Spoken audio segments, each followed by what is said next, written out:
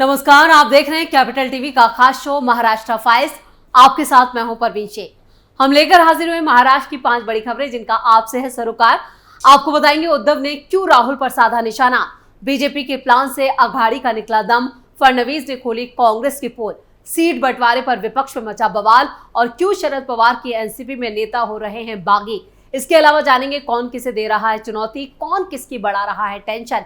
साथ ही आपको इन सभी खबरों से कराएंगे रूबरू। लेकिन तमाम बड़ी खबरों में आगे बढ़ने से पहले एक नजर डालते हैं महाराष्ट्र की टॉप हेडलाइंस पर। हरियाणा में बीजेपी की जीत से कांग्रेस को तगड़ा झटका, महाराष्ट्र में उद्धव ने राहुल पर साधा निशाना, शिवसेना नेता बोली रणनीति पर विचार करने की जरूरत। सीट बंटवारे को लेकर महाविकास आघाड़ी में तेज हुआ टकराव, नाना पटोले बोले जल्द होगा फैसला। उद्धव ने बीजेपी पर साधा निशाना, बोले बीजेपी महाराष्ट्र में फैला रही है गलत खबरें, चुनाव प्रभावित करने की कोशिश में है अमित शाह।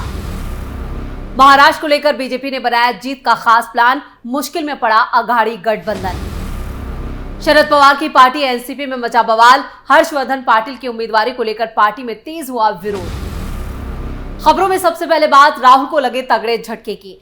हरियाणा विधानसभा चुनाव के नतीजे बीजेपी के हक में आए हैं। हालांकि विपक्ष ने ऐसे नतीजों की उम्मीद नहीं की थी। विपक्षी नेताओं को भरोसा था कि हरियाणा में बीजेपी के खिलाफ एंटी इनकम्बेंसी है और इसका फायदा कांग्रेस को होगा। इस बीच अब महाराष्ट्र से शिवसेना उद्धव ठाकरे गुट की सांसद प्रियंका चतुर्वेदी का भी बड़ा बयान सामने आ चुका है। उन्होंने बीजेपी को जीत की बधाई दी है। प्रियंका चतुर्वेदी ने कहा, मैं बीजेपी को बधाई देती हूं क्योंकि इतनी सत्ता विरोधी लहर के बाद भी ऐसा लग रहा है कि वो हरियाणा में सरकार बना रहे हैं। कांग्रेस पार्टी को अपनी रणनीति पर विचार करने की जरूरत है क्योंकि जहां भी बीजेपी से सीधी लड़ाई होती है वहां कांग्रेस पार्टी कमजोर हो जाती है। उद्धव गुट की नेता के इस बयान से साफ है कि महाराष्ट्र में हरियाणा हार का खामियाजा कांग्रेस को भुगतना होगा क्योंकि ओवर कॉन्फिडेंस राहुल गांधी को तगड़ा झटका लगा है। जो महाराष्ट्र में कांग्रेस को बड़े भाई की भूमिका में बता रहे थे वो अब पीछे छूट चुके हैं। उद्धव गुट कांग्रेस की हरियाणा में हार से काफी खुश है क्योंकि अघाड़ी में उद्धव अब कांग्रेस को ज्यादा सीटें देने को राजी नहीं होंगे। यानी सीट बंटवारे पर राहुल गांधी अब पूरी तरह से बैकफुट पर आ चुके हैं। महाराष्ट्र में अघाड़ी में उद्धव गुट ज्यादा ताकतवर नजर आ रहा है, इसलिए उद्धव गुट राहुल पर लगातार निशाना साध रहा है और ये कह रहा है कि राहुल गांधी को अपनी रणनीति पर लगातार विचार करना होगा क्योंकि जहां जहां कांग्रेस सीधी लड़ाई में आती है वहां कांग्रेस को हार का मुंह देखना पड़ता है। खबरों में अब बात सीट बंटवारे पर मचे बवाल की। महाराष्ट्र चुनाव को लेकर महाविकास आघाड़ी के बीच कई बैठकें हो चुकी हैं। हालांकि हर बैठक बेनतीजा साबित हुई है। अब तक सीट बंटवारे पर महाविकास आघाड़ी में बात नहीं बन पाई है और इसकी वजह है कांग्रेस का दबाव। दरअसल महाराष्ट्र की 288 विधानसभा सीटों में से कांग्रेस 100 से 115 सीटें मांग रही है। कांग्रेस का तर्क था कि वो महाराष्ट्र के विपक्षी दलों में सबसे बड़ी पार्टी है जिसके पास 44 सीटें हैं। शिवसेना और एनसीपी टूट चुकी है, ऐसे में कांग्रेस को ज्यादा सीटें मिलनी चाहिए। हालांकि शिवसेना ठाकरे गुट और एनसीपी शरद पवार गुट इसके लिए तैयार नहीं है। उनका कहना है कि उद्धव ठाकरे बड़े भाई की भूमिका में है, इसलिए 100 सीटें शिवसेना को मिलनी चाहिए और बाकी पर दोनों दलों का बंटवारा होना चाहिए। शिवसेना से संजय राउत, एनसीपी से जयंत पाटिल और कांग्रेस प्रदेश अध्यक्ष नाना पटोले लगातार सीट बंटवारे पर आम सहमति बनाने के लिए कई दौर की बैठकें कर चुके हैं। हालांकि तीनों ही दलों ने यह तय किया था कि दशहरे तक सीट बंटवारे का काम पूरा किया जाएगा। माना जा रहा है कि शिवसेना और एनसीपी की नजर हरियाणा विधानसभा चुनाव पर टिकी थी, इसलिए इस मसले पर बातचीत को आगे बढ़ाकर दशहरे तक खींचा गया था। कांग्रेस की ज्यादा सीटों की मांग की वजह से ही अब तक अघाड़ी में सीट शेयरिंग फार्मूला कामयाब नहीं हो पाया। कांग्रेस की मांग का सबसे ज्यादा विरोध शरद पवार कर रहे हैं। माना यह जा रहा है कि अब तक लोकसभा चुनाव के प्रदर्शन के आधार पर कांग्रेस अपनी जिद मनवाने पर अड़ी थी, लेकिन हरियाणा विधानसभा चुनाव के नतीजों के बाद कांग्रेस उस स्थिति में नहीं है कि दबाव डाल पाए। कांग्रेस अगर हरियाणा में सरकार बनाने की स्थिति में होती तो शायद वो महाविकास आघाड़ी के सहयोगी दोनों दलों पर इस बात के लिए दबाव बना सकती थी और कांग्रेस को कामयाबी मिलती। लेकिन कांग्रेस को अब ज्यादा सीटें नहीं मिलेगी और उसे अब शरद पवार और उद्धव ठाकरे के दबाव में ही यहाँ पर सीट शेयरिंग का फार्मूला मानना पड़ेगा। खबरों में अब बात उद्धव के बड़े बयान के। उद्धव ठाकरे का एक बड़ा बयान सामने आया है। अब तक खुद को सीएम फेस घोषित करने का दबाव बनाने वाले उद्धव ठाकरे ने कहा है कि महाराष्ट्र को बचाने के लिए वो इसका बलिदान देने को तैयार है, जबकि इस बयान के कई और सियासी मायने हैं। उन्होंने कहा कि कांग्रेस और एनसीपी की तरफ से सीएम के रूप में घोषित किए जाने वाले किसी भी चेहरे का वो समर्थन करेंगे। उन्होंने बीजेपी पर निशाना साधते हुए दावा किया कि सरकार विज्ञापनों की मदद से महाराष्ट्र में फर्जी और गलत खबरें प्रसारित कर रही है। आपको बता दें कि इस साल के आखिर में महाराष्ट्र में विधानसभा चुनाव है। चुनाव आयोग की टीम प्रदेश का दौरा कर सभी दलों से उनकी राय ले चुकी है। विधानसभा का कार्यकाल समाप्त होने से पहले यानी दिसंबर महीने से पहले ही चुनाव प्रक्रिया पूरी कराई जानी है। ऐसे में राज्य की सियासी सरगर्मियां काफी बढ़ गई हैं। वैसे उद्धव खुद को सीएम फेस घोषित करने के लिए लंबे वक्त से दबाव बना रहे थे। वो दिल्ली में सोनिया और राहुल गांधी से भी मुलाकात कर चुके थे, लेकिन उस वक्त कांग्रेस ने उद्धव को झटका देते हुए उन्हें सीएम फेस बनाने से इनकार कर दिया था।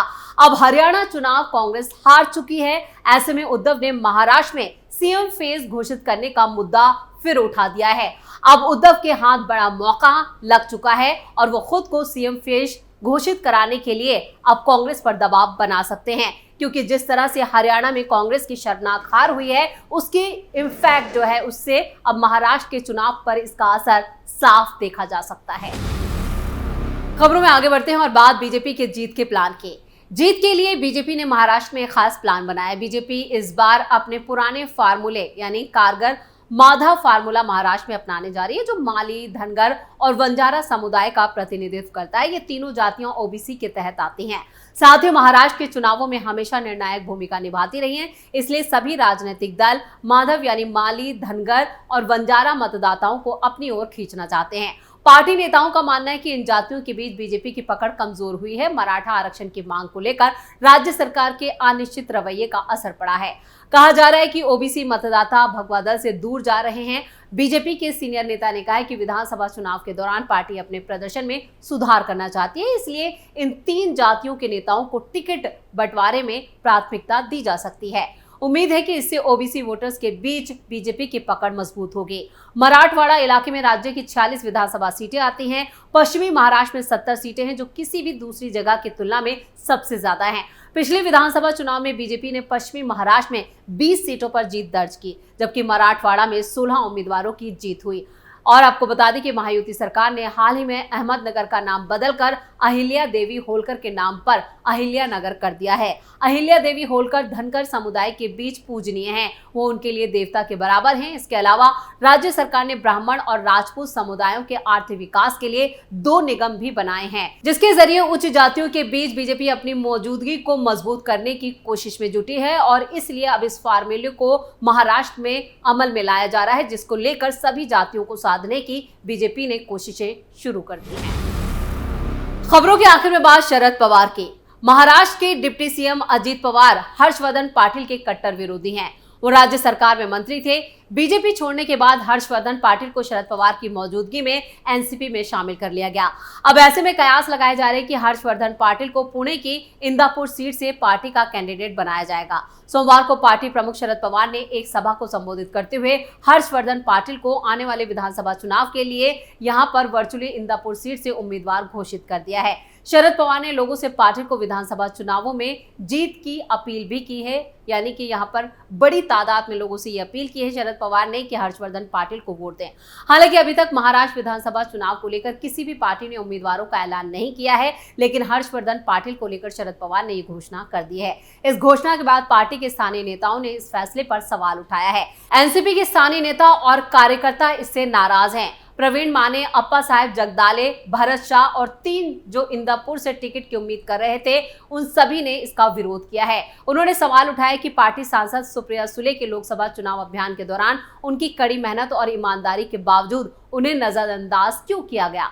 2024 लोकसभा चुनाव में सुप्रिया सुले ने लगातार चौथी बार जीतकर वो सदन में पहुंची और शरद पवार के इस ऐलान के बाद अप्पा साहेब जगदाले ने एक प्रेस कॉन्फ्रेंस में कहा कि स्थानीय लोगों की भावनाओं को जानने समझने के लिए 11 अक्टूबर को इंदापुर में पार्टी कार्यकर्ताओं की एक बैठक बुलाई गई है। उन्होंने हर्षवर्धन पाटिल का नाम लिए बिना मांग की कि इंदापुर से घोषित उम्मीदवार को रद्द किया जाए।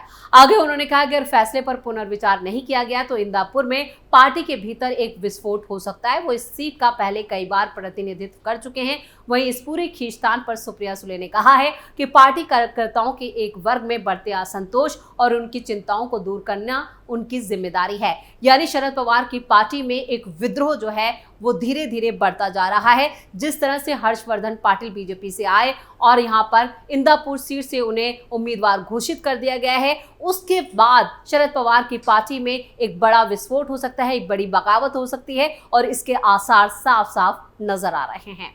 तो महाराष्ट्र फाइल्स में फिलहाल के लिए इतना ही। आपको हमारे इस वीडियो की खबरें कैसी लगी कमेंट करके अपनी राय जरूर दें। वीडियो को लाइक करें, शेयर करें और कैपिटल टीवी को सब्सक्राइब जरूर करें। नमस्कार।